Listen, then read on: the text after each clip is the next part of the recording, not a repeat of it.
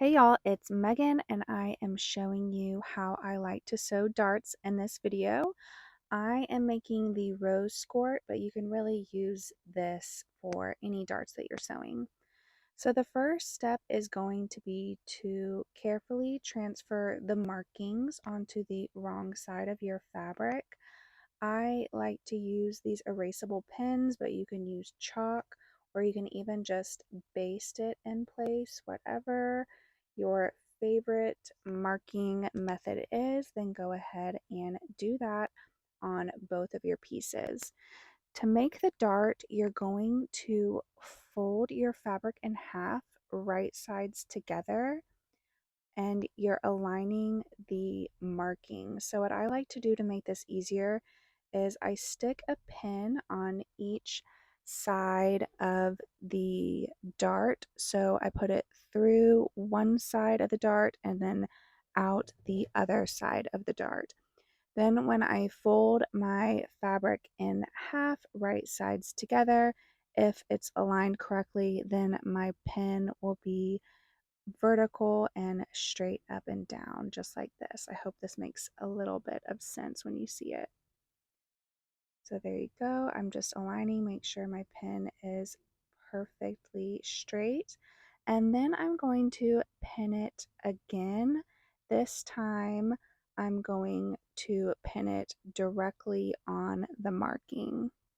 So when we sew the dart, we're going to sew it from the wide end to the point. So that's which way I suggest you pin it. I accidentally pin it with the pin heads going the opposite direction here, and you'll see me turning them around in just a moment. But if you can see, I have it pinned directly on the line, and the pin is going through the line on both the front and the back of my piece. Now, when you sew the dart, again, you're going from that top wide end. You are going to back stitch when you start sewing, and you're just going to sew slowly, taking your time. Make sure that you're accurate directly on the line, and you're going to sew off of the fabric when you get to the point, and you are not going to back stitch at the end. You're going to sew off and then leave a tail with your threads. Then after you leave a tail, go ahead and trim so you have some room to go ahead and tie a knot to finish off the dart. And then what I like to do is I like to stick the ends through a needle and then thread the needle back through the dart a little bit and then trim the tails so it is nice and tidy. And then one of the most important steps is we are going to press the dart.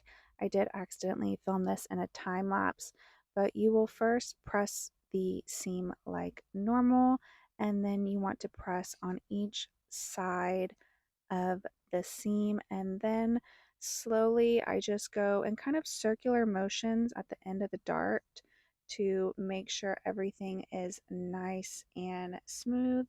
And you can use a pressing ham if you have one to help you with this. You want to press the dart toward the center back seam, and once you're done, everything should be nice and smooth and really flat.